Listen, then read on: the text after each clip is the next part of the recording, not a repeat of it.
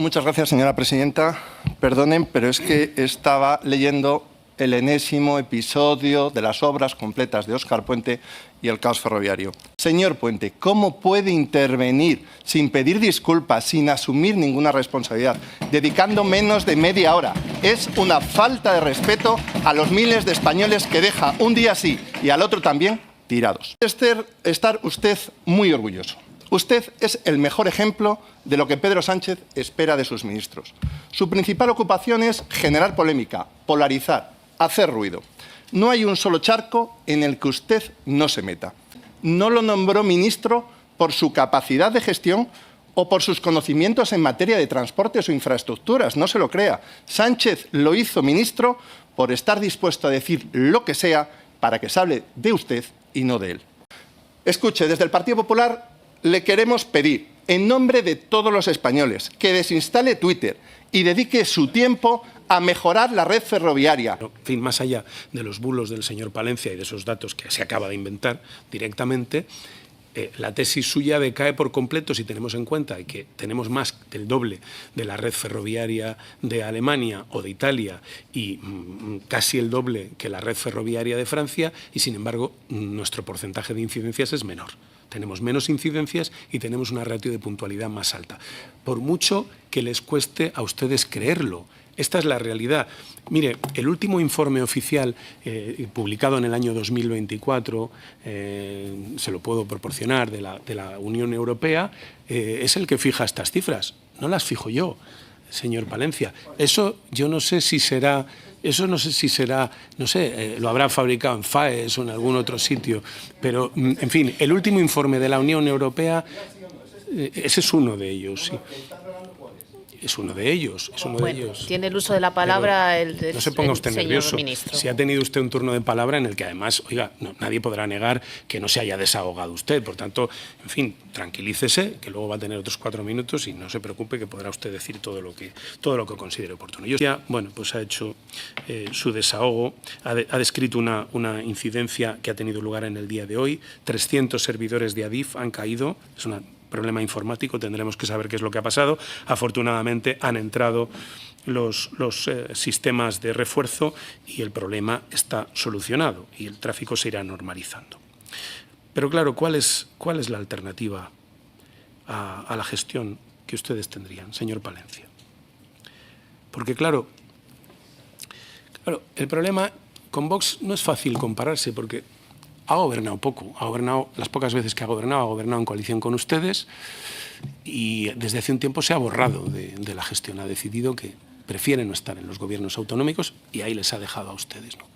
Por cierto, señora Mejías, usted decía que yo he frivolizado con el tema de los incendios. No, yo lo que hice fue utilizar la ironía para que, entre otras cosas, ese señor contra el que ustedes se han querellado, señor Mañueco, ustedes, Vox, en Castilla y León, volviera a su puesto de trabajo. Yo creo que le hice un favor porque imagínense la querella de Vox contra el señor Mañueco por su negligencia en la gestión de los incendios de Castilla y León si hubiera seguido en Cádiz, como sin ninguna duda hubiera seguido si yo no hubiera provocado su vuelta, como ha reconocido el portavoz de Sumar, ¿no? Es decir, yo no soy el que se ha querellado contra el señor Mañueco, son ustedes. Fíjese si es grave, ¿eh? Si es grave la valoración que ustedes hacen de su gestión, que le han metido una querella por negligencia. Yo solo le saqué de su refugio. Mientras llevaban 4 días celebrándose Cecopis en Castilla y León y él no había entrado ni por videollamada. Y esa es la referencia, señor Palencia. Usted, claro, dice que yo soy no sé cómo ha dicho, un portavoz con coche oficial. Usted desacredita todos mis méritos. Yo he sido alcalde de Valladolid 8 años, he gestionado una ciudad. Sin embargo, usted está aquí con el único mérito que yo conozca de haber sido jefe de gabinete precisamente del señor Mañueco. Eso es tremendo, ¿no? Tremendo. No sé cómo habrá vivido usted este mes de julio y de agosto, pero ha tenido que ser muy doloroso para usted, ¿no? Claro, yo vengo aquí con una hoja de servicios, usted también, pero la diferencia pues es bastante importante, ¿no? A mí no me gustan las comparaciones, ¿no? Pero hay alguna que es sangrante, ¿no? Por ejemplo, el Partido Popular. El Partido Popular, que si estuviera gobernando haría las cosas muchísimo mejor, ¿no? Usted en su tierra sabe muy bien esto, ¿no? Feijóo promete suplir a Fomento si gana y asumirá el coste del AVE entre Lugo y Ourense. ¿Se acuerda usted? Año 2009. Claro, yo no sé si ganó o no ganó el señor Feijóo en el año 2009. Ganó en el año 2009 y dejó de ser presidente de la Xunta de Galicia ¿en qué año? Dice, supliremos al Ministerio de Fomento. Entonces era Magdalena Álvarez. Pero luego llegó una gallega al Ministerio de Fomento, la señora Ana Pastor. ¿Qué hizo la señora Ana Pastor? Sacar del corredor atlántico a Galicia y construir al Trantrán, la línea de alta velocidad de conexión con Galicia, por vía única. Ahora es a nosotros a quien nos toca desdoblarla, ¿no? Esto es lo que prometió el señor Feijóo, porque el Partido Popular, ya lo saben ustedes, en la oposición, pues lo haría todo muchísimo mejor, pero luego cuando llega al gobierno, pues hay que verles gestionar, ¿no? Hay que ver cómo gestionaron la Dana, hay que ver cómo han gestionado los incendios este verano, y entonces uno se hace una idea de cómo gestionarían ese caos ferroviario al que ellos se refieren. Lo gestionarían exactamente igual. De manera que Galicia, pues hombre, yo creo que si alguien puede estar agradecida desde el punto de vista de las conexiones ferroviarias es al Partido Socialista, ¿no? Del Partido Socialista. Ni el gobierno de la Xunta ni el gobierno de la señora Ana Pastor como ministra hicieron nada por mejorar las conexiones ferroviarias de Galicia con el resto de la península y desde luego nada por mejorar la red interior ferroviaria de Galicia. Entienda que, fíjese, esta semana comparezco, la semana que viene volveré a hacerlo, comparecencia, interpelación. Por comparecencias, desde luego, no va a quedar. De hecho, la semana que viene igualo ya a Magdalena Álvarez. Con una más, seré el ministro que más ha comparecido en esta sede en 20 años, en las últimas 2 décadas. Es decir, que en fin, no, por comparecencias, desde luego, no va a ser. Corredor Atlántico. La evolución es espectacular. Media de inversión del Partido Popular en sus años de gobierno, 653 millones. Media de inversión del Partido Socialista en sus años de gobierno, en el corredor atlántico me refiero, 1.153 millones. Pero esa es la media. El ritmo de los últimos años va a convertir esa media en una cantidad pírrica en muy poco tiempo. Año 2024, 1.420 millones al año. Año 2025. En los primeros 6 meses hemos invertido en el corredor atlántico 2.000 millones de euros. Por tanto, fíjese la velocidad que llevamos en lo que se refiere al corredor atlántico. Lo único que estamos haciendo es tratar de suplir las carencias y los déficits de inversión de años precedentes. La línea del sur de Vigo, la línea Domiño, acabamos de lanzar el estudio informativo. Es el mayor avance en 15 años en esa línea. No se había hecho, lanzar el estudio informativo. Un estudio informativo que abarca la salida sur de Vigo, la conexión con la línea Domiño y la conexión con Portugal para cumplir con el compromiso que hemos adquirido de que en el año 2032 nosotros al menos hayamos llegado a la frontera y tengamos la red de alta velocidad lista. Por dar algún detalle de la dificultad de la línea, hablar, por ejemplo, de que el puente que hay que construir en el Tui tiene 4.324 metros de longitud. Será el puente ferroviario más largo de la península ibérica. Lo digo para que se tenga en cuenta, porque se habla de las infraestructuras, yo siempre lo digo simplemente trazando una línea en el mapa y con eso digamos que ya se considera que todo es fácil o que todo está hecho. En este caso, la complejidad del trazado, desde luego, es impresionante. Me hablaba de los trenes de convoyos de Portugal, esos 27 trenes y esa línea. Tenga en cuenta que esos eran unos trenes que Convoyos de Portugal alquiló a Renfe porque no le llegaban los trenes Stadler. Ahora ha decidido que no va a hacer el mantenimiento y los devuelve. No es un problema nuestro, no es una decisión nuestra, es una decisión de Portugal en relación con este tema y en la que nosotros pues, no podemos francamente aportar ni hacer nada. A establecer elementos comparativos con los países de nuestro entorno y a partir de ahí que cada uno saque las conclusiones que quiera. Yo no he utilizado ningún triunfalismo. Y sí digo, cuando he dicho la frase que ustedes manosean tanto de España vive el mejor momento ferroviario de su historia, claro, ustedes para rebatirlo hablan solo del parámetro puntualidad. Bueno, yo les reto. Díganme ustedes cuándo, si este no es, cuándo ha sido el mejor momento ferroviario de la historia de España. Los años de 90... a los que incluso la señora Díaz Ayuso se remitía hace poco, 6 trenes por sentido entre Madrid y Sevilla, claro, así es puntual cualquiera. 500 kilómetros de red de alta velocidad. Hoy, en el punto Torrejón de Velasco de la línea Madrid-Sevilla, circulan 289 trenes al día, 6 en los 90. Fíjense ustedes la diferencia. Hoy, 50 millones, vamos a 50 millones de pasajeros en la alta velocidad. En los años 90, 1. Hoy, entre Madrid y Santiago, 3 horas. En los años 90, 8. Claro, si atendemos al parámetro puntualidad, tengo que reconocérselo, ni de lejos es el mejor momento de la historia. Porque es evidente que en los 90 éramos más puntuales. Y a principios de los 2000 también, claro. Pero en este momento no podemos atender solo al parámetro puntualidad para hablar del momento ferroviario. Es incuestionable el buen momento ferroviario que vive España. Los viajeros así lo atestiguan. No es que la gente vaya gratis. Se ha suprimido muchas de las ayudas de transporte a partir del 1 de junio y este verano ha sido de récord. De récord, otra vez. Por tanto, me habla usted de un plan de choque. Hay que hacer un plan de choque. Esto me suena, claro, me suena, ¿no? Esto los de Valladolid lo van a saber, lo van a entender bien, ¿no? Cuando yo estaba en el gobierno, la ciudad estaba sucísima, Valladolid, muy sucia. Entonces había que hacer un plan de choque de limpieza. Y propusieron un plan de choque. Pero claro, tuvieron la fortuna de que llegaron al gobierno y pudieron implementarlo. Y hoy, ayer, el concejal de Vox, que gestiona la limpieza en Valladolid, concede una entrevista, le dicen que la ciudad está más sucia que nunca, lo cual es absolutamente incuestionable. No hay más que ver que se han incrementado las quejas por falta de limpieza en la ciudad en un 4000% desde que yo no gobierno. Y dice que es que hacen falta 100 trabajadores más y que, claro, que no hay dinero para 100 trabajadores más. Lo que era tan fácil, el plan de choque, cuando yo gobernaba, 2 años después es imposible. Imposible. Estas son las realidades.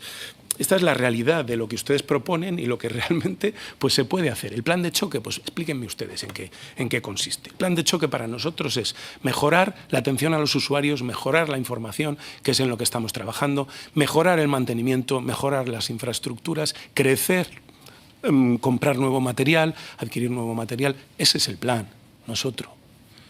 Ni puede ser otro, ¿no? Y desde luego, en fin, Dios nos libre de que sean ustedes los que tengan que implementar un plan de choque, porque, en fin, si lo hicieran, pues pasaría lo que ha pasado en otros sitios donde han llegado ustedes a los gobiernos, como en Valencia, al grito de que te vote chapote, y en fin, han implantado ustedes el ventorrismo como forma de gobierno, el eludir las responsabilidades, etcétera. No voy a entrar en sus datos falsos, es bastante evidente, pero todos sabemos cómo gestionan ustedes todo lo público. Recortes, recortes y recortes. Y con recortes no se mejora el sistema ferroviario, señor Palencia. Y eso es lo único que ustedes ofrecen. Nosotros lo que hacemos es resolver las consecuencias de los recortes que ustedes pusieron en marcha en aquella década nefasta en la que estuvieron ustedes en el gobierno. Eso es lo que nosotros hacemos, invertir en los servicios públicos, mejorar los servicios públicos, apostar por lo público.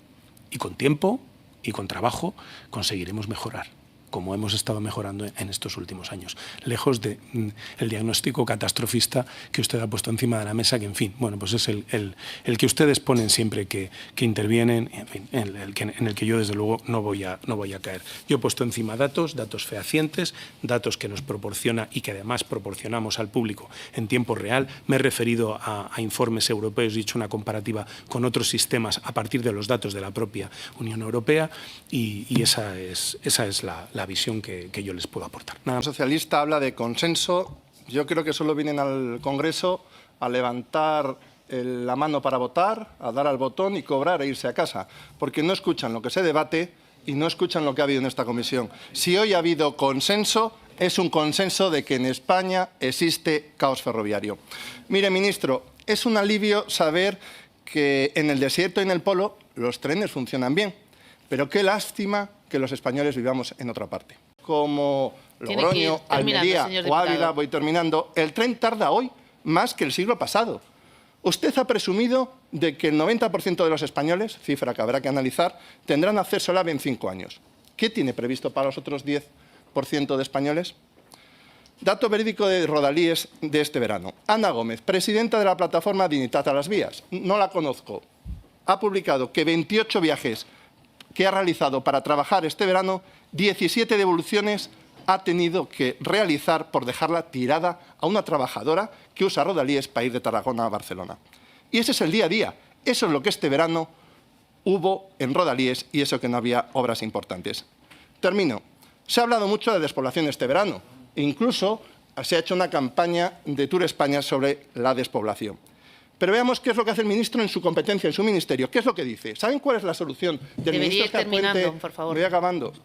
Óscar Puente para solucionar la despoblación en Castilla y León. Concentrar todos los servicios en Valladolid. Ese es su gran eslogan para la despoblación. ¿Y qué es lo que hace? Elimina las paradas de Agudiña, de Sanabria, en la España rural, suprime paradas de buses en nuestros pueblos y está cerrando poco a poco los aeropuertos regionales. Vaya escandalosa respuesta, es decir, que los vecinos y los alcaldes se quejan de vicio, pero qué vergüenza, qué falta de sensibilidad. Bueno, hago caso a ya las debe ir peticiones. terminando, ahora sí. Sí. Termino, gracias. Sí.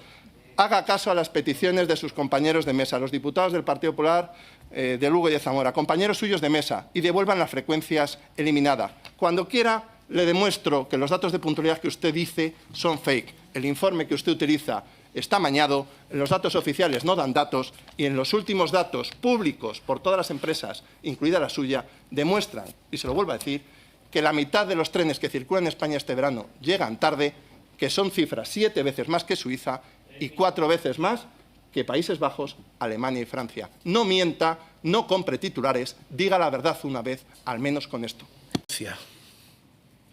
Ha dicho usted antes, se me ha olvidado de contestarle, pero vale para esto, dice, dato mata relato.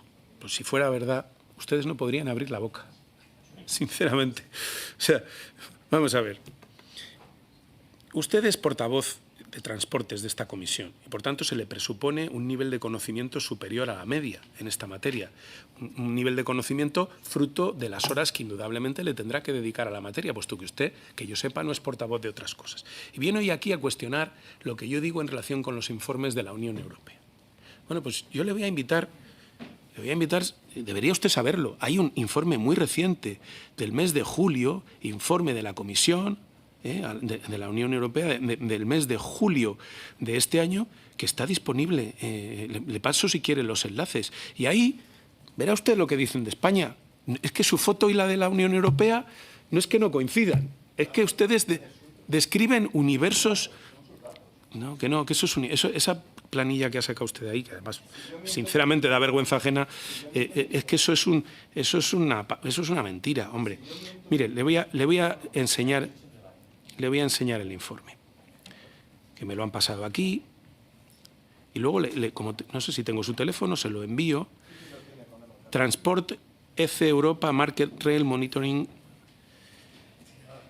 Mire, Comisión, este es el informe, es un informe de 78 páginas, fechado a 30 de julio de 2025. Es el último informe, no es mío, es de la Unión Europea.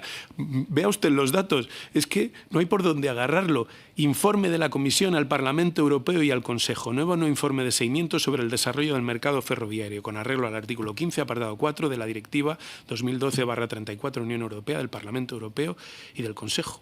Y ahí verá usted el diagnóstico que hacen de la situación ferroviaria europea y en concreto y en particular de la española. Si es que esto no es más que instruirse y estudiar. Dice que yo centro todo en Valladolid. Esto es una acusación verdaderamente tremenda. Hombre, yo no tengo la culpa de que Valladolid esté en línea con todo el tráfico al norte de España. Sí que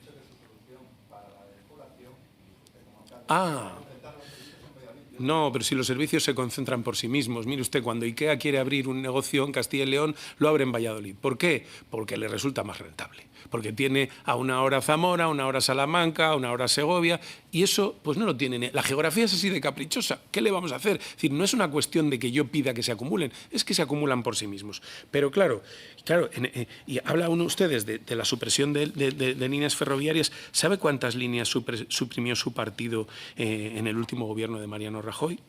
De media distancia, 48. Por cierto, unas cuantas de ellas entre Ávila y Madrid. Usted ahora tiene mucho empeño en que yo viaje con usted entre Ávila y Madrid, pero la realidad es que quien suprimió el servicio ferroviario fundamental que había entre Ávila y Madrid, o entre León y Ponferrada, o entre León y Gijón, o Valladolid, Burgos, Miranda de Ebro, fue el gobierno de Mariano Rajoy. No es, señor, y con esto termino. Mire, es muy difícil tomarle en serio, muy difícil, porque no tiene usted rigor, pero lo peor de todo es que al hablar de seguridad incurre usted en la frivolidad y en la irresponsabilidad. Poner en sus manos un informe de auscultación de Adif, permítame, que es como poner a un parvulito pues una tesis sobre física cuántica. Usted no sabe ni de lo que acaba de hablar. Mire, las circulaciones en nuestro país y la velocidad las determina la Agencia Estatal de Seguridad Ferroviaria. Si hubiera algún problema en la línea Madrid-Barcelona o cualquiera otra que no permitiera a los trenes ir con la absoluta garantía de seguridad a una velocidad determinada, la Agencia Estatal determinaría una reducción de velocidad. Por tanto, eso que usted dice es que no se sostiene. La Agencia Estatal determinará qué velocidad se puede emplear en una vía concreta. Y ya le digo que ese informe de auscultación de Adif lo que dice es que la línea está en perfectas condiciones para seguir transitando por ella a 300 por hora. Luego, mezcla usted esto con el tema de los 106 de Talgo, de rodadura fija, que hemos tenido que retirar de esa línea. Dice, si fueran los trenes los habría retirado de todas. Dios mío, Dios mío. Se han retirado los trenes, los únicos trenes que han presentado fisuras en los bogies, que son exclusivamente los trenes de formato hablo que han transitado en la línea Madrid-Barcelona. Porque para nosotros la seguridad es lo primero. Lo último que yo quiero es que pase lo de Angrois o que pase lo de ayer en Lisboa. Eso es lo que yo no quiero. Y, por tanto, las decisiones que nosotros tomamos en materia ferroviaria, el primer parámetro que tienen en cuenta es la seguridad. Y esos trenes se han retirado exclusivamente por razones de seguridad, no por echarle la culpa a nadie. Ojalá no hubiéramos tenido que retirarlos. Si no hubiéramos tenido que retirarlos, yo no hubiera tenido que ir ayer a Alemania a buscar una solución para poder tener trenes lo antes posible en esa línea. Sea usted un poco más responsable, oiga, y sea usted un poco más riguroso. No puede decir las cosas que dice en materia de seguridad, porque además me obliga a entrar en argumentos que no quiero entrar, porque el fabricante es un fabricante español. Y el tren, yo sigo defendiendo que es un buen tren, que es un tren que está dando más problemas de la cuenta, que es un tren que probablemente se compró a un precio al que no se tenía que haber comprado, aunque ustedes no quieran saber nada de ello, lo compraron ustedes, pero creo que es un buen tren y que es un tren que va a acabar dando resultado. Pero tenemos todos que ser un poco prudentes cuando hablamos en materia de seguridad y hacemos esos análisis tan carentes de rigor. Y por último, no he suprimido ninguna parada de autobús en ningún municipio. Y de nuevo, como portavoz de transportes de su grupo, le vuelvo a instar a que se informe. Hemos hecho público que vamos a hacer un doble mapa de concesiones de autobús, que por un lado dará servicio a los trayectos de larga distancia para cumplir con el que es nuestro cometido y que asumirá el transporte entre pequeñas localidades si las comunidades autónomas no quieren asumirlo, incluso con nuestra ayuda económica. Es decir, que quede claro que eso que ustedes están diciendo de que vamos a suprimir paradas en el rural es falso, falso. Haremos nuestro cometido, que es comunicar en autobús con concesiones que están requete caducadas, algunas datan del franquismo, modernizaremos esas rutas y al mismo tiempo garantizaremos que se cubran los trayectos de los núcleos rurales si las comunidades autónomas, que son las competentes, deciden que no quieren hacerlo ni siquiera con el suplemento económico que nosotros le vamos a proporcionar. Por tanto, sobra esta discusión. Dejen ya de engañar a la gente y dejen ya de decirle a la ciudadanía que vamos a suprimir paradas en el rural, porque no es verdad. En fin, muchas gracias. Una visión así como en tiempo real, ¿no? Por lo tanto, yo creo que este triunfalismo que usted expresa en este informe que nos ha servido hoy, pues no es real, ministro, no es real. Mire, pasamos del verano del 24, en el que usted ha dicho que hubo casi un 7% de incidencias ajenas al sistema ferroviario, fue el verano más negro de la historia del sistema ferroviario, al verano del 25, que ha sido un verano absolutamente infernal, en el que miles de pasajeros han vuelto a sufrir en carne propia las averías, la desidia y, además, el desprecio, ministro. España ardía y los viajeros se quedaban tirados en estaciones sin alternativa, ministro, sin alternativa. Hemos tenido personas que se han tenido que organizar para fletar autobuses y poder salir y llegar a sus destinos. El presidente estaba atrincherado en su residencia de La Mareta con un perímetro de seguridad y usted durante 2 semanas ha estado absolutamente desaparecido, sin agenda oficial, y refugiado en ese sarcasmo cruel de sus tuits mofándose del dolor ajeno. Y yo podría rebajarme a su altura y podría recordar sus días de verano en la sombra, decirle que es usted incompetente, ausente, insensible ante el dolor ajeno y arrogante, pero no lo voy a hacer. En el terreno del insulto usted me gana por goleada y yo no voy a competir con usted. No respeta ni siquiera a sus propios paisanos, ¿cómo le vamos a pedir empatía, responsabilidad y servicio público, ¿no?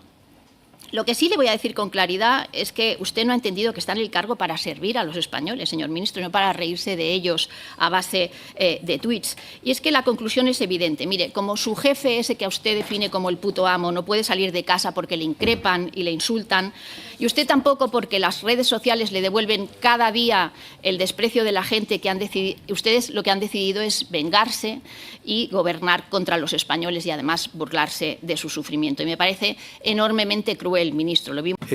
La señora Mejías me ponía el ejemplo de un incidente de hoy, que por cierto cuando han hablado ustedes ya estaba resuelto, de algunos compañeros que han llegado tarde. Claro, yo creo sinceramente, esto para conversación en un bar está bien. Es decir, uno cuenta su experiencia. Yo tengo un amigo que oye, siempre que coge el AVE le va mal. Yo tengo otro que siempre que coge el AVE le va bien. Pero en esta sede no es serio. Es decir, aquí venimos a analizar datos y una foto de conjunto, porque nuestro universo, el de cada uno de nosotros, no es el universo, es el nuestro. Y la única manera de saber cómo es el universo es recogiendo todos los datos y analizándolos. Más allá del incidente de hoy o de lo que le haya pasado a su compañera, yo he puesto los datos sobre la mesa de cuántas son las incidencias. Si analizamos en términos de volumen de pasajeros que han sufrido un incidente por retraso en este momento, en este año en España, no llega al 0,43%. No llega al 0... Sí, es que... Esto, o sea, ojo, yo no desprecio a ese 0,43%. No lo desprecio, porque para ese 0,43%, para su amiga, es su caso. Es evidente. Y esa mañana o ese día o esos usuarios recurrentes de Rodalies que sufren el estrés de que no saben si van a llegar a su centro de estudios, a su trabajo, es su vida, la respeto. Pero estamos hablando de analizar un sistema, no estamos a la casuística de nuestro entorno, de lo que nos dicen en nuestro entorno, nuestros vecinos, nuestros amigos, nuestros compañeros de grupo. Para ser serios hay que hacer un análisis de los datos. Y, por tanto, eso es a lo que he venido yo. Y aquí, señora Mejías, me preguntaba usted qué referente inspira a España en el ámbito internacional. Y claro, aquí tengo que contestarle con una dosis de patriotismo. Tengo que hacer gala de un patriotismo que yo pensé que era exclusiva de Vox, pero que veo que escasea, ¿no? Mire, España es el referente ferroviario en el mundo.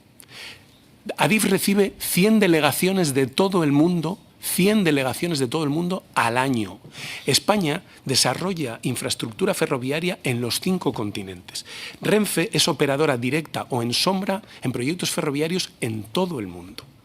Japón acaba de suscribir un convenio con nuestro país para intercambiar experiencias en I+D en materia ferroviaria. Y Japón sí es la gran referencia ferroviaria a nivel internacional. Más de patriotismo. No estamos tan mal, señora Mejías, créame. Es decir, España es una referencia. La única línea de alta velocidad que funciona en el desierto, en el mundo, es 100% española. Realizada la obra por un pool de empresas española y gestionada por Renfe. Por cierto, es la más puntual de toda la red, 98%. Es como la Madrid-Sevilla. Riad-La Meca, unos cuantos trenes por sentido, ninguna interrelación con ningún otro sistema, va de maravilla. Cierto. Pero Rail Báltica, que es el proyecto de alta velocidad que está construyéndose en las repúblicas bálticas, es un proyecto que están desarrollando 50 empresas españolas, con Renfe como operador en sombra. Es decir, le pongo el ejemplo de un sistema ferroviario en el desierto y de otro casi en el polo. Nosotros somos referencia. Vamos a otros sitios. Yo estaba en Alemania ayer, tenemos 4 fabricantes en España de material rodante. Tenemos las mejores empresas de obra pública, las mejores empresas de material ferroviario, de señalización. En fin, Claro, podemos aprender de otra gente, sí, siempre hay cosas que aprender, pero aprenden más de nosotros. Métaselo en la cabeza como un ejercicio de patriotismo que no le vendría mal hacer a Vox, aunque eso supusiera reconocer algún mérito, ¿no?, a quienes llevan años trabajando por el sistema ferroviario español. Siquiera será porque para poder corroborar que el tren vive en España en el mejor momento de su historia es necesario poderse subir a él.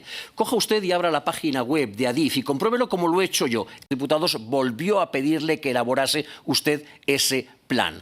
¿Lo ha hecho usted? ¿O va a ser la enésima muestra del desprecio que su partido profesa hacia esta Cámara, a la que acude como quien acude a la visita de un sacamuelas? Tampoco le voy a hablar de transporte marítimo, aunque después de saber que la flotilla que el pasado domingo zarpó desde Barcelona rumbo a Gaza tuvo que volver 2 veces a puerto y no ha conseguido pasar aún de las bonitas calas de Menorca, y eso que estamos a jueves, casi me veo tentado a pedirle, señor ministro, una rápida intervención suya, convencido de que, como no tome usted cartas en el asunto, nuestros valientes marineros de agua dulce no van a conseguir llegar a Gaza jamás. Voz de Vox. Luego dicen que yo me mofo de las desgracias. Ha hecho una broma sobre la flotilla que va a Gaza. A mí particularmente, créame, no me hace ninguna gracia. Es decir, que personas que emplean su tiempo y su solidaridad de manera absolutamente desinteresada para acercarse a proporcionar alimentos, consuelo, apoyo a un pueblo que está sufriendo una agresión absolutamente intolerable, me parece que eso merece nuestro apoyo y nuestra solidaridad. Lo contrario es tener el corazón de piedra. Sinceramente se lo digo. Entonces, yo no le veo la gracia, no le veo ninguna gracia. Me habla usted de seguridad y me pone el ejemplo de los arrollamientos en la vía. En fin, yo nadie hasta ahora me había responsabilizado de que haya personas que mueren en las vías. En algunas ocasiones por decisión propia, la mayoría, por desgracia.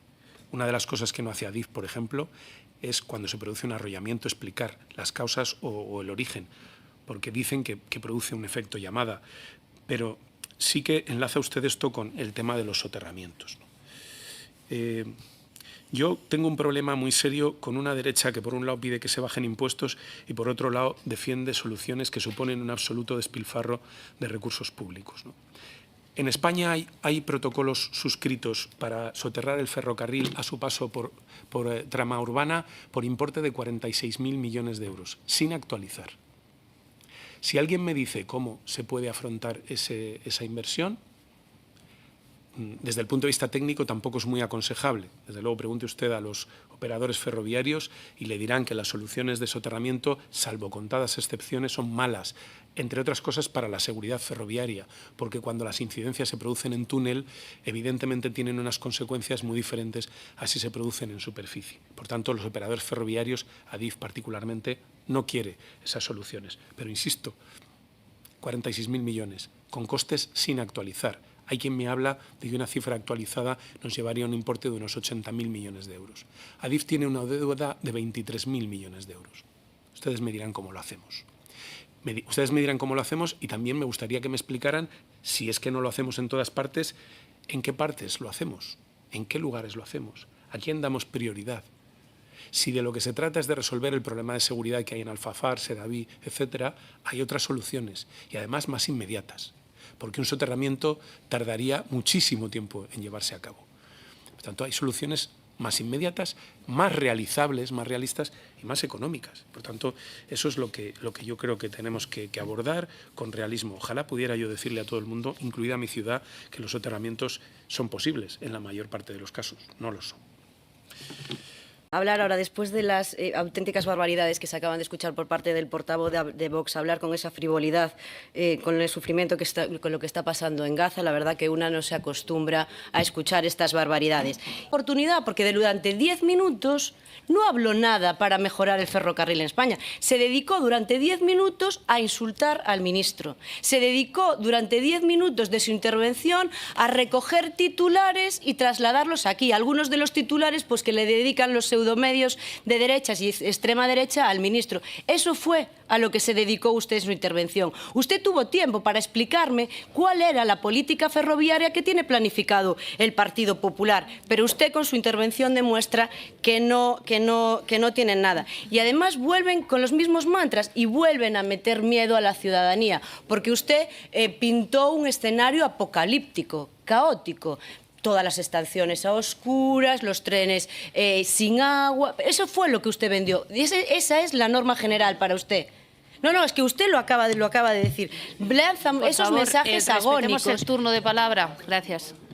Lanzan esos mensajes agónicos, metiendo miedo a la ciudadanía. Lo hacen con eso y con tantos otros temas, claro, y después se queja y quiere hablar cuando estoy hablando yo, porque en los 10 minutos los dedica para insultar al ministro que hoy comparece a petición propia en esta Cámara. Ustedes piden tantas comparecencias para que comparezca el ministro aquí. Después solo se dedican a insultarlo. Y además, yo, por lo que estoy viendo, las intervenciones de los otros grupos están creando un gran consenso. El resto de los grupos están diciendo y atacándole al propio Partido Popular que la situación del ferrocarril que nos encontramos cuando llegó el Partido Socialista al gobierno, las deficiencias eran a raíz de la falta de inversión que hizo los gobiernos del Partido Popular. Así decía el ministro, nosotros nos estamos encargando de invertir para resolver aquellos recortes y las consecuencias de esos recortes de los gobiernos del Partido Popular. ¿Qué hemos hecho para mejorar? Pues invertir, claro. Y hemos invertido mucho o poco. Pues en 2023, fíjese solo los últimos años, 3.500 millones de euros en ferrocarril. En 2024, 4.500. Y en 2025 superaremos los 5.000. En términos relativos, ¿es mucho o poco? Pues más de lo que se invirtió en los 7 años de gobierno del Partido Popular. ¿Mucho o poco? Más que eso, ¿no? Y en cuanto a las le molesta mucho al señor Palencia que yo diga esto, pero es que es la verdad. Como usted decía, no es una crítica, es una narración. Pues es lo que es, oiga. Ustedes tapiaron los túneles, por ejemplo, de la Murcia-Almería, los tapiaron. Sus gobiernos tapiaron los túneles, abandonaron la construcción. Nosotros los hemos destapiado, hemos hecho los viaductos, hemos reconstruido los túneles y pronto tendremos el AVE Murcia-Almería. Es que la diferencia es como de comer a ver comer. Ustedes tapiaban los túneles, nosotros los rematábamos y los construíamos. Es así. Ustedes no hicieron una sola mejora en la red de mercancías de España. Ni una en 7 años, ni un céntimo. Solo en la Algeciras-Zaragoza estamos invirtiendo 1.300 millones de euros. Solo en la Algeciras-Zaragoza. Solo en Fuente San Luis, en la conexión con el puerto de Valencia, estamos invirtiendo cientos de millones de euros. Veníamos a hablar de trenes, pero se ha colado en el debate, en algunas intervenciones, el asunto de los aeropuertos y de Galicia, el asunto de Ryanair. Bueno, en este asunto, como en el ámbito ferroviario, pues toca hacer también pedagogía, ¿no? Sorprende que haya que hacer pedagogía a quien habilitó el sistema que hoy rige en el mercado aeroportuario español en relación con las tasas. Las tasas de nuestros aeropuertos se fijan por ley, una ley aprobada en el año 2014 por el gobierno del señor Rajoy. Se lo digo, señor Palencia, pues para que lo tenga en cuenta en sus intervenciones, porque, en fin, yo tengo culpa de muchas cosas, pero de esa no, créame. Las tasas han estado congeladas durante muchos años y hoy se incrementan con arreglo a lo dispuesto en esa legislación y en el Plan DORA. Por tanto, lo que van a crecer el año que viene es lo que marca la norma, que son 0,68 euros por pasajero de media en el ámbito español. Claro, sostener, como hace esta compañía privada, que deja de operar en determinados aeropuertos porque no puede abordar ese incremento de 68 céntimos cuando ha incrementado este año los precios de sus billetes en un 21%, como comprenderán ustedes, pues es una falacia bastante grosera, ¿no? Por otro lado, tomar la decisión de trasladarse, porque no va a suprimir ni una sola plaza en España, no se engañen, Ryanair incrementará 1 millón de plazas en España, como ha incrementado este año 1 millón de plazas, las que tiene disponibles para todo el territorio nacional en el próximo año. no reduce, lo que hace es trasladar, lo que hace es moverse de aeropuertos regionales a aeropuertos en los que le es más rentable la operativa. Y no porque las tasas sean más bajas, es que se va de los aeropuertos que tienen las tasas más bajas de España. Se va a aquellos aeropuertos donde puede cobrar los billetes más caros. Por tanto, lo que hace Ryanair es una estrategia puramente empresarial, perfectamente respetable. Es decir, oiga, ellos se dedican a ganar dinero y mueven sus aviones y gestionan sus aviones como consideran que les es más rentable, lo que no es aceptable. Y creo que ninguna fuerza política que se siente hoy aquí puede aceptarlo. Creo que al menos en esto debería haber un hilo de solidaridad compartida entre todos, es que un Estado programe su política aeroportuaria en función de una compañía privada. Eso no es aceptable. No se lo digo a usted, se lo digo sobre todo al Partido Popular, que parece ser que si por ellos fueran, pues habría claudicado ante Ryanair, habría incumplido el marco regulatorio español y habría congelado las tasas. En fin, eso, desde luego, siendo yo como ministro, no se va a hacer. Pero, claro, luego está el tema de las políticas de promoción de destino, ¿no? Y ahí entran en juego los gobiernos autonómicos, porque Ryanair de Asturias no se ha ido. Por lo que sea, no se ha ido. Es decir, en aquellos lugares donde hay incentivos locales, pues Ryanair considera que todavía tiene negocio y sigue. De mi tierra se fue. Sí, porque no hay política de incentivos, ¿no? Y de otros lugares. Claro, en el caso concreto de Galicia nos topamos con que en el aeropuerto de Oporto, el gobierno regional del entorno, pues invierte 36 millones de euros al año en subvencionar a Ryanair. Y proporciona o provoca que desde el aeropuerto de Oporto Ryanair opere a 40 destinos, con autobuses gratuitos, como usted sabe, desde Vigo. Bien, si hay alguien que quiere desarrollar estas políticas en sus territorios, es libre de hacerlo. Lo que yo sí les digo es que AENA y el Ministerio de Transportes no puede hacer una política de tasas pensando en los beneficios de la operadora Ryanair. Porque usted ha dicho una cosa, y es cierta. AENA es una empresa que tiene unos beneficios importantes. Es una empresa que cotiza en bolsa. Es la sexta empresa por cotización bursátil de España. Solo los bancos e Iberdrola están por delante. Fíjense lo importante que es AENA, primer gestor aeroportuario del mundo. Pero claro, AENA es la que realiza las inversiones en el ámbito aeroportuario español. Por tanto, todas las necesidades de ampliación y mejora de los aeropuertos de España los tiene que afrontar AENA. No los afrontamos con el presupuesto general del Estado, porque no nos ocasiona ni un céntimo de gasto. Si lo que estamos sugiriendo es que AENA transfiera su superávit o sus beneficios a Ryanair, pues creo que, en fin, eso es lo que quiere Ryanair. Es decir, Ryanair lo que está diciendo abiertamente es que AENA renuncie a sus beneficios y con ello al dinero que ingresa para mejorar la red aeroportuaria española, a cambio de que los suyos crezcan. Y no son pocos, créame. De hecho, el CEO de Ryanair creo que va a cobrar este año un bonus de 100 millones de euros. Mal no le va a Ryanair. Ryanair seguirá viniendo a España, no se preocupen, y seguirá aumentando el número de viajeros. ¿Por qué? Porque le conviene, porque gana dinero. Lo que no va a hacer es conseguirlo con el chantaje ni con la extorsión al gobierno de España.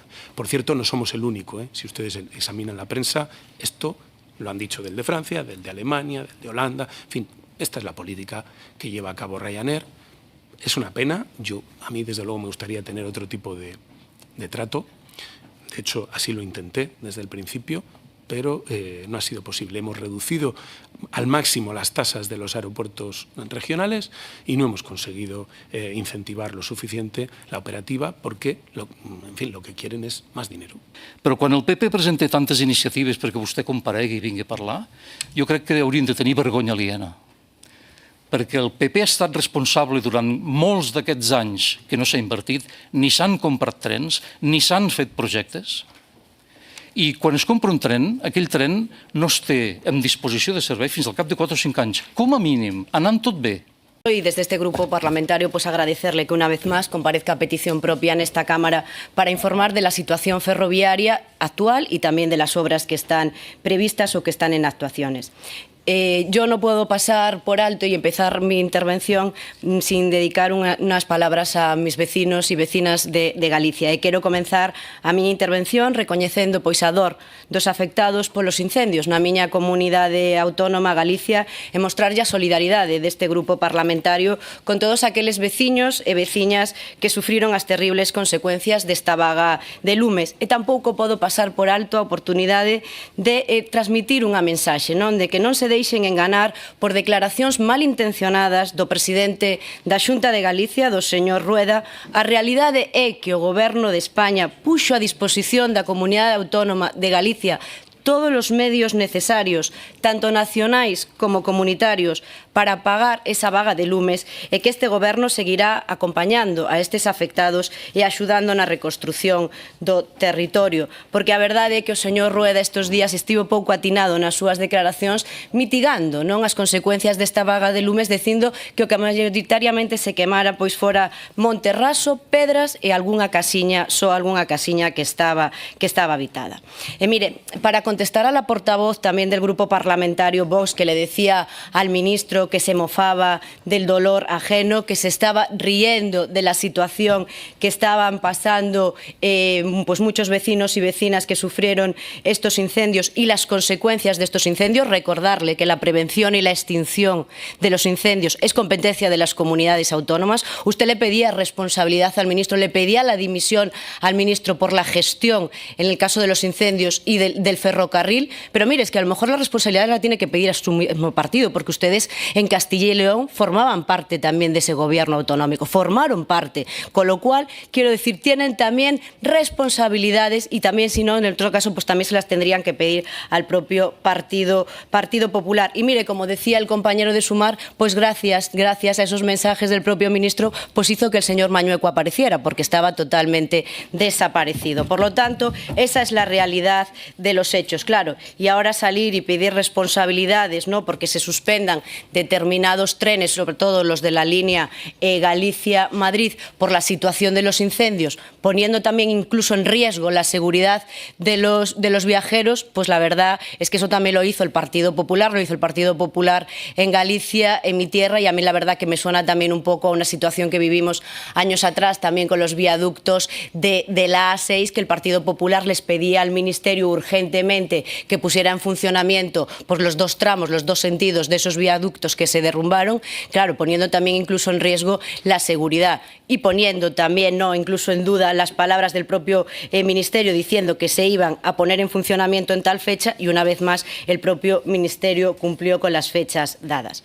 Por lo tanto, señor ministro, yo creo que me temo que la intervención del Partido Popular va a dar igual los datos que usted dio aquí y las explicaciones que acaba de dar, tirarán de mantra y de argumentarios sin tener en cuenta todo lo que aquí se ha dicho. Obviarán pues el récord de inversión de este gobierno en trenes nuevos, obviarán los datos que acaba de dar el ministro de Viajeros, que en mi comunidad autónoma, por ejemplo, multiplicó por 4 su número de viajeros, o como decía el ministro, en Extremadura, más de un 30% más de viajeros en los últimos años. Obviarán también los datos de puntualidad, que nos estaba a decir el ministro que incluso el 93%, ¿no?, pues de los trenes llegaban con un ratio inferior a 30 minutos, un 84,6 en hora, o un retraso inferior a 15 minutos. Yo creo que esos datos son la realidad y no son lo que nos están transmitiendo por parte de la oposición. Obviarán también los datos que dio el ministro sobre inversión en rodalíes, sobre esa renovación de la línea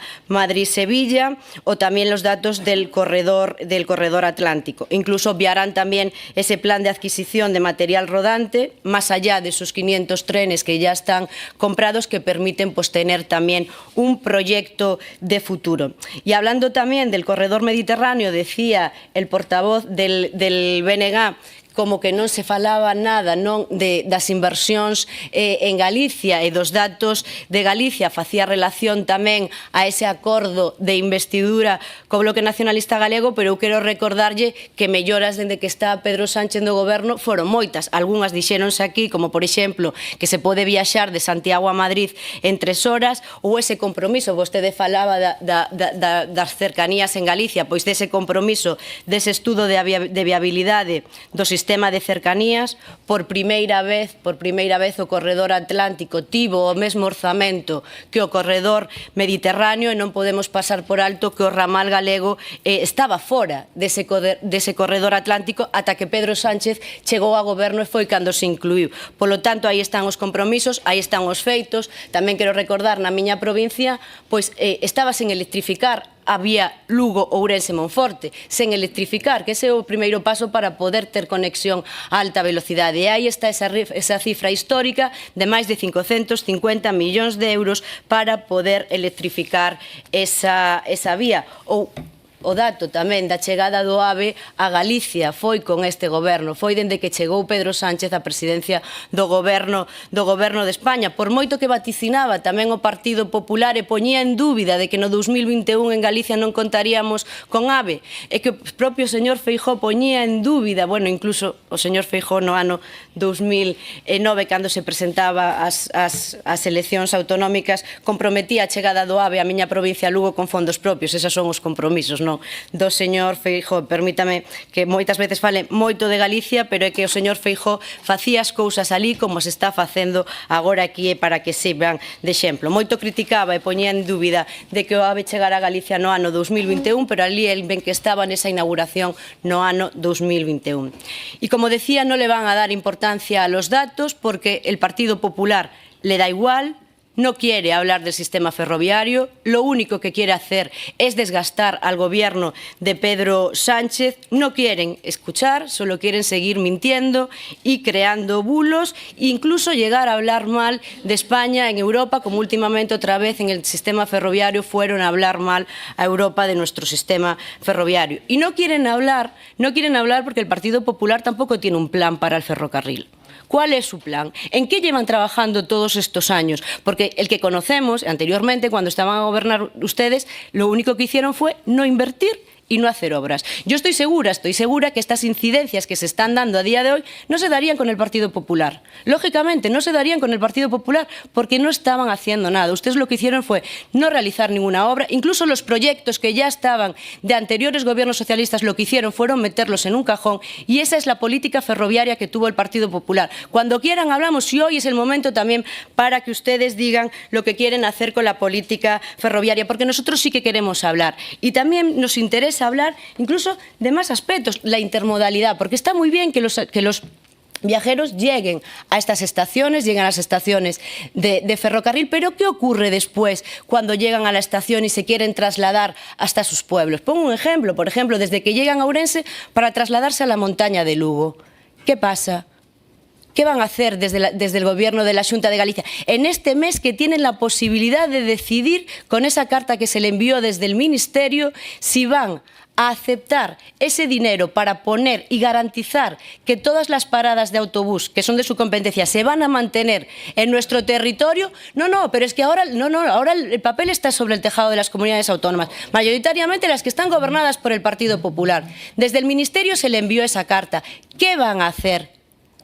¿Qué van a hacer? Porque de momento no sabemos lo que van a hacer. Por lo tanto, además, hay la seguridad, como así se transmitió, que si ustedes no se hacen cargo de todas esas paradas que existen a día de hoy, ahí estará una vez más el Gobierno de España para mantener todas estas paradas. Porque ustedes, de autobús, ustedes estuvieron creando un bulo y estuvieron creando miedo entre la gente en los distintos territorios que son gobernados por el Partido Popular, diciendo que el malo de Pedro Sánchez y el malo de este Gobierno iba a eliminar las paradas de autobús. Se les cayó esa excusa y se les cayó esa mentira. ¿Qué van a hacer a lo largo de este mes? Y miren, claro que hubo avances muy importantes en estos años en el sistema ferroviario, con obras, como decía el ministro, de gran envergadura en construcción. Y cómo no vamos a reconocer la labor y el trabajo de este ministerio, más allá que nos dirán que, claro, que como somos el Grupo Socialista, que apoyamos, que somos uno de los grupos que sustentamos al Gobierno, pero es que los datos están ahí.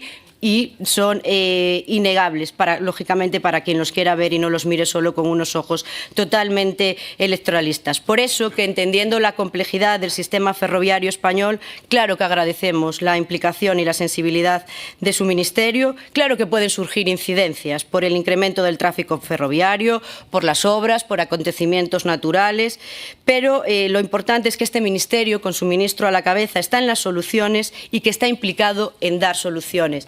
Y es verdad que se produjeron muchas mejoras, pero también hay que entender a la gente, y yo como gallega somos conscientes, y también pasa en Castilla y León, que la remodelación de horarios en la franja de primera hora acarrea inconvenientes a los usuarios. Pero también estoy segura que la implicación y sensibilidad de Renfe y del Ministerio encontrarán una solución para que esas zonas colindantes puedan hacer uso también, ¿no?, de esos beneficios de la alta velocidad, porque lo estoy viendo, la forma de actuar de este Ministerio, también en mi provincia, no en Lugo, en la capital de la provincia, con ese grupo de trabajo. También ahí me cuesta la buena disposición y la implicación de su Ministerio y de Renfe para buscar soluciones. Por lo tanto, el ministro no hizo una intervención triunfalista, dijo que los datos son buenos, pero que se sigue trabajando, no somos conformistas y termino, estamos seguros que con el trabajo de este Ministerio, que es cierto que queda todavía camino por recorrer, llegaremos a buen puerto. Por mi parte nada más y muchas gracias. En competencia con otros medios de transporte como es el avión o como es el coche. Si el tren de alta velocidad para en todas partes, no es competitivo. Y si no es competitivo, no sirve a los fines que tiene previstos. Por tanto, el conjunto del servicio, a pesar de esa decisión que a nadie le gusta, ha mejorado. Y hoy se mueve más gente en esa línea, incluida la parada de Puebla de Sanabria.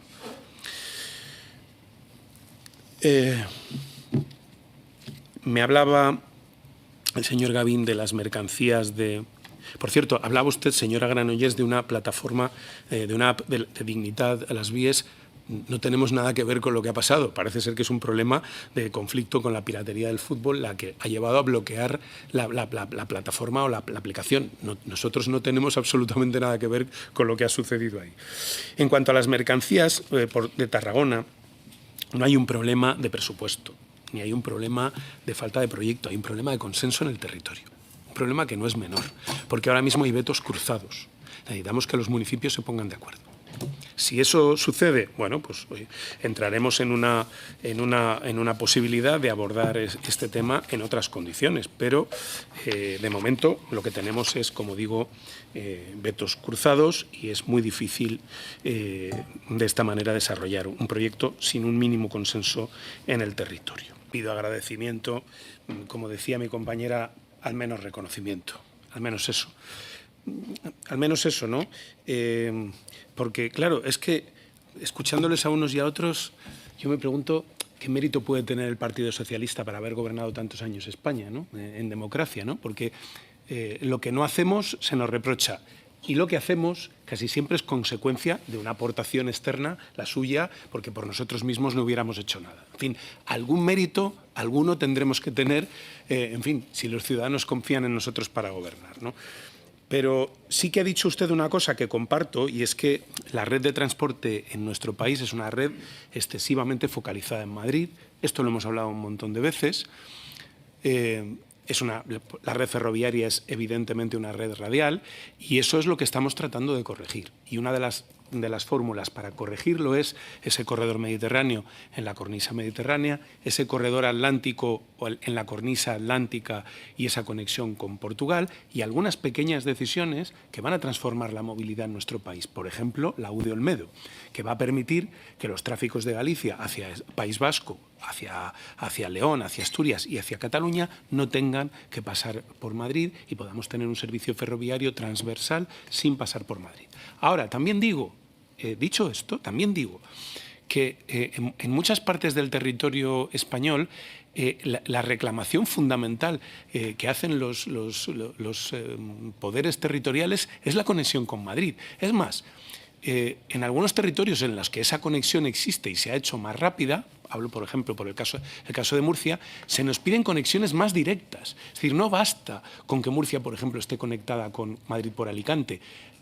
Es necesario que se retome la idea de la conexión por Albacete, mejorando esa línea. Por tanto, Sí, es verdad que la red es radial, pero también digo que más allá de algunas voces, las que más se escuchan y más se imponen son aquellas que siguen reclamando una conexión con Madrid lo más rápida posible. Esta es la realidad, nos guste o no.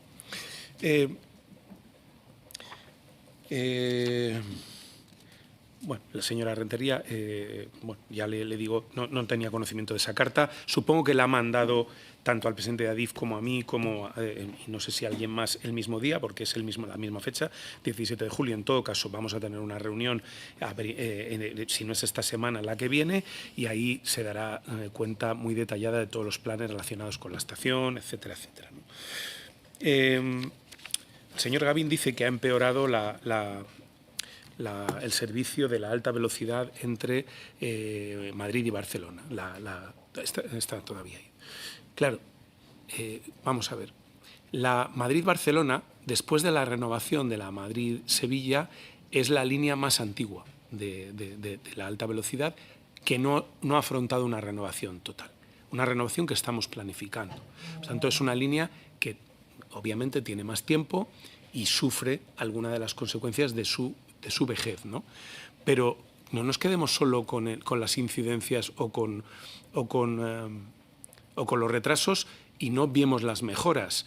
Hemos concluido una parte de la obra de la estación de Sants que nos va a permitir, de la estación de La Sagrera, que nos va a permitir esponjar el servicio que prestamos desde Sants.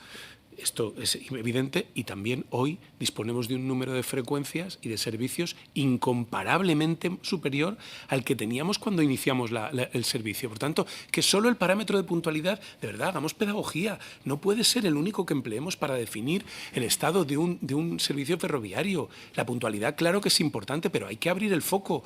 Ahora hay muchas más posibilidades de viajar entre Madrid y Barcelona en tren de las que había hace pues unos años, ¿no? La información, le doy la razón, y es el mea culpa que la propia Renfe asume. No es de recibo que en información se haya estado tan mal en términos generales, pero muy especialmente en Rodalíes, y créame, en eso se está trabajando de manera muy intensa. En estaciones, con nuevas tecnologías, pantallas, aplicaciones, con también cultura de atención al cliente por parte del personal. Todo eso se está cambiando. Y no es un cambio sencillo, es inexplicable que no se haya producido antes, y le doy la razón, pero de verdad no estamos de brazos cruzados, estamos trabajando seriamente por mejorar esos parámetros, ¿no? Y me gustaría que los usuarios de Rodalíes que sufren las incidencias lo tuvieran presente, ni mucho menos estamos cruzados de brazos. Estamos manteniendo reuniones permanentes con la Generalitat para mejorar el servicio, semanales, con el propio presidente Illa. La semana que viene tenemos otra reunión para abordar toda la cuestión de los avances y de las medidas periódicas. Arreglo de ascensores. Hemos tenido que modificar el contrato que teníamos de mantenimiento. Hemos incrementado el número de ascensores en servicio enormemente y nos vamos acercando poco a poco a conseguir que la totalidad estén operativos, como estamos haciendo en el caso de Valencia, como describía el portavoz de Vox. En cuanto bueno, no voy a entrar mucho más en el tema de Ryanair, permítame. Usted me reclama más beligerancia. Sinceramente, en fin, yo soy muy combativo, pero en ese terreno me parece que competir con el señor CEO de Ryanair va a ser un poco difícil. Un señor que llama payaso al ministro de Consumo, que insulta a los ministros de toda la Unión Europea, que hace unas performances verdaderamente llamativas en materia de comunicación. En fin, yo no puedo, de verdad, ni quiero entrar en ese territorio, ¿no? Sí que puedo decirles que, por ejemplo, Ryanair, claro, anuncia solo, no sé por qué razón, los vuelos que suprime, pero me pasan, por ejemplo, la ampliación de las rutas de Madrid, incluyendo conexiones a Laponia, Madeira, nuevos vuelos adicionales a Alicante, Manchester. Es decir, en unos aeropuertos quita aviones y vuelos, pero en otros está creciendo. Y precisamente está creciendo, como les explicaba antes, en aquellos donde las tasas son más elevadas. Por tanto, no es un problema de tasas, es un problema de rentabilidad. Lo que pasa es que quiere que la rentabilidad, en fin, se la facilitemos nosotros, prescindiendo de nuestro marco regulatorio, que es un marco muy bueno y muy razonable, ¿no? No amplíe Puerto de Valencia, eso ya está en marcha. No amplíe el aeropuerto de Manises o el de Alicante. Vamos a ver, yo soy una persona, y usted lo sabe, firmemente comprometida con la descarbonización y un firme convencido de que el planeta atraviesa por un problema creciente, muy serio, que tiene un origen humano y que tenemos que corregir, ¿no? Pero yo no estoy en tesis de decrecimiento, lo digo claramente. Es más, soy de los que cree que con decrecimiento no descarbonizaremos. Y siempre digo en mis intervenciones que descarbonización y crecimiento son dos caras de la misma moneda. ¿Por qué? Y lo explico. ¿Por qué? Porque la descarbonización en industrias como la aeronáutica, como la marítima, exigen un esfuerzo tecnológico muy grande, como la de los vehículos privados, exige un esfuerzo tecnológico muy grande, que en un escenario de decrecimiento no se va a producir. Por otro lado, es que el decrecimiento no se va a producir, porque el mundo tiene una tendencia periódica, constante, desde tiempo inmemorial, a crecer. Es decir, la gente viajará más, va a viajar más, por tanto va a haber más vuelos. ¿Y qué tenemos que hacer, por tanto? Tenemos que aprovechar esos escenarios de crecimiento para optimizar los recursos de los que disponemos y mejorarlos de manera que contribuyan a la descarbonización.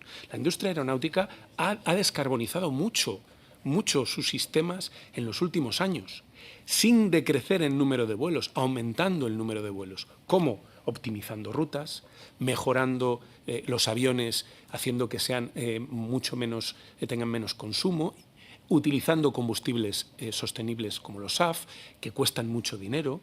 No le podemos pedir a una compañía aérea en un escenario de crecimiento que incremente el porcentaje de SAF que usa en sus aviones, porque no lo va a hacer, porque va a perder. Entonces, yo no estoy en tesis de decrecimiento, y el puerto de Valencia para mí es un ejemplo paradigmático de cómo se puede optimizar una infraestructura para conseguir que crecimiento y descarbonización vayan de la mano.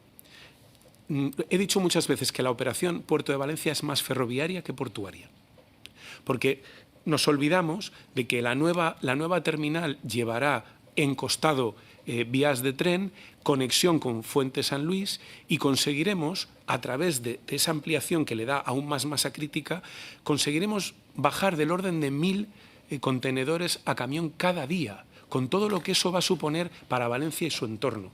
Ver solo la incidencia que pueda tener la obra en la Albufera o en las playas del entorno, creo que no es una visión justa. En parte porque creo además que las playas del entorno ya se han resuelto con intervenciones muy potentes, por ejemplo en el Saler, ¿no?